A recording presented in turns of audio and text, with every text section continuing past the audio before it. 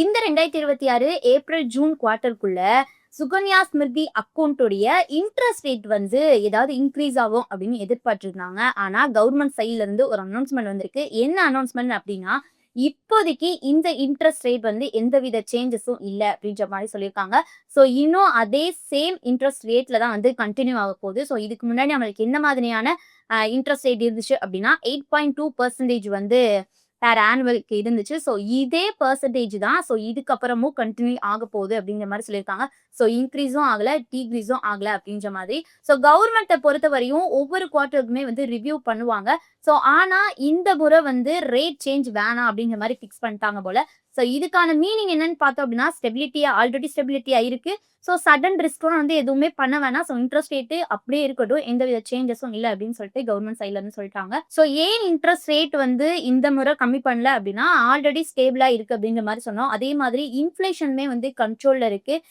நம்மளுடைய கவர்மெண்ட்டோடைய கடன்லாம் வந்து கொஞ்சம் கடன் காஸ்ட் எல்லாம் வந்து அவங்க வந்து பேலன்ஸ் பண்ணணும். அதே மாதிரி ஸ்மால் சேவிங்ஸ் ஸ்கீம்ஸ் எல்லாம் வந்து ஆல்ரெடி நல்ல ரேட்ல தான் இருக்கு. ஸோ அதனால தான் வந்து அன்னெசரியா ஹைக்க வந்து அவாய்ட் பண்ணியிருக்காங்க அப்படின்னே சொல்லலாம். ஸோ இதுல வந்து ஒரு ஹிடன் மெசேஜ் நம்ம பார்த்தோம் அப்படின்னா, எக்கனாமிக் ஸ்டேபிளா இருக்கு. ஸோ இந்த இன்ட்ரெஸ்ட் ரேட் வந்து எந்தவித சேஞ்சஸும் இல்லாம இதே ரேட்ல வந்து கண்டினியூ ஆக போகுது அப்படின்ற மாதிரி தெரியுது. ஸோ இன்வெஸ்டர்ஸ் இதுல இருந்து என்ன பார்க்கணும் அப்படின்னா, ரேட் ஸ்டேபிள்னா வந்து பிளானிங்மே வந்து அவங்க ஈஸியா பண்ணிக்கலாம். அதே மாதிரி கேரண்டி ரிட்டர்ன் இந்த ஸ்கீமை பொறுத்தவரையும் கேரண்டி ரிட்டர்ன் வரதுனால அவங்களுக்கு எந்த ஒரு டென்ஷனும் இல்லை அப்படின்னே சொல்லலாம். இது வந்து பாசிட்டிவ் சைட் பார்த்தாலும் நெகட்டிவ் சைட்ல ரேட் வந்து இன்க்ரீஸ் எதிர்பார்த்தவங்களுக்கு அது ஒரு டிசப்பாயின்மெண்டா இருக்கலாம். ஸோ இந்த விஷயத்துல இருந்து இன்வெஸ்டர்ஸ் என்ன மாதிரி விஷயத்த எடுத்துக்கலாம் அப்படின்னா, அவங்க வந்து ஆல்ரெடி எதிர்பார்த்திருப்பாங்க.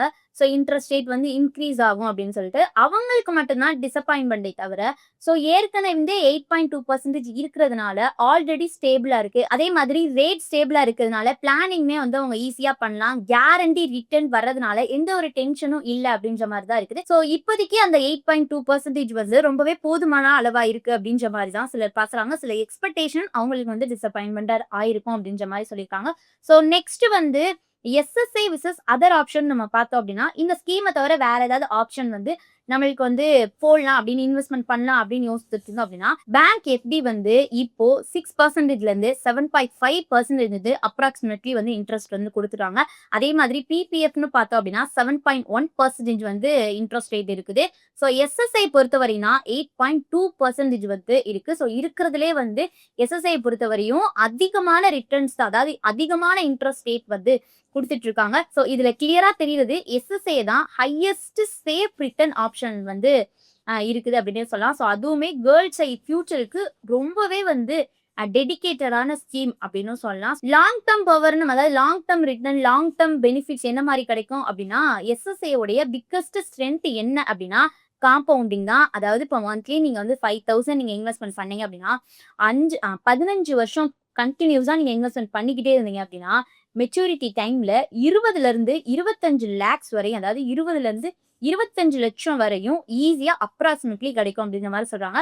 ஸோ இது வந்து டைம் பிளஸ் காம்பவுண்டிங். நீங்க எவ்வளவு நாள் வந்து நீங்க இன்வெஸ்ட்மெண்ட் பண்ணிட்டே இருக்கீங்களோ அந்த அமௌண்ட் காம்பவுண்ட் பண்ணிக்கிட்டே இருந்து இன்ட்ரெஸ்ட் வரும் அப்படின்ற மாதிரி சொல்லியிருக்காங்க. ஸோ இம்பார்ட்டன்ட் நம்ம இதுல வந்து ரொம்பவே இம்பார்ட்டன்ட் நம்ம நோட் பண்ண விஷயம் அப்படின்னா, ஸோ இதுல வந்து இன்வெஸ்ட்மெண்ட் பண்றதுக்கு முன்னாடி சில விஷயங்கள் வந்து ரொம்பவே நோட் பண்ண வேண்டிய விஷயங்களா இருக்குது. என்ன அப்படின்னா, லாக்இன் பீரியட் வந்து லாங்கா வந்து சூஸ் பண்ணணும். அதாவது 21 வருஷத்துக்கு அப்புறம் சூஸ் பண்ணீங்க அப்படின்னா உங்களுக்கு வந்து ஹை ரிட்டர்ன்ஸ் வந்து உங்களுக்கு கிடைக்கும் அப்படின்ற மாதிரியும், கேர்ள் சைல்ட் நேம்ல மட்டும்தான் இந்த அக்கௌண்ட் ஓபன் பண்ணணும். அதே மாதிரி இயர்லி மினிமம் டெபாசிட் மெயின்டைன் பண்ணணும் அப்படின்ற மாதிரி சொல்லியிருக்காங்க. ஸோ இது வந்து ஷார்ட் டேர்ம் கோலுக்கு இது வந்து சூட்டபிள் கிடையாது. இது லாங் டேர்ம் கோலுக்கு வந்து இது வந்து ஹை ரிட்டர்ன்ஸ் தரக்கூடிய ஒரு ஸ்கீம் அப்படின்ற மாதிரி சொல்லியிருக்காங்க.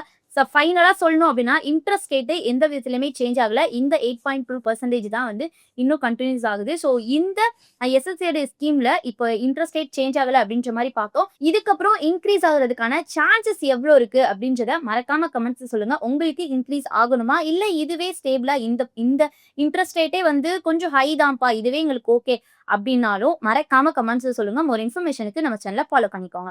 மேலும் ஈடி தமிழ் சேனல்ல வரப்போகும் பிசினஸ் மற்றும் அது ரிலேட்டடான வீடியோவை பார்க்க உடனே கீழே இருக்க சப்ஸ்கிரைப் பட்டனை கிளிக் பண்ணுங்க.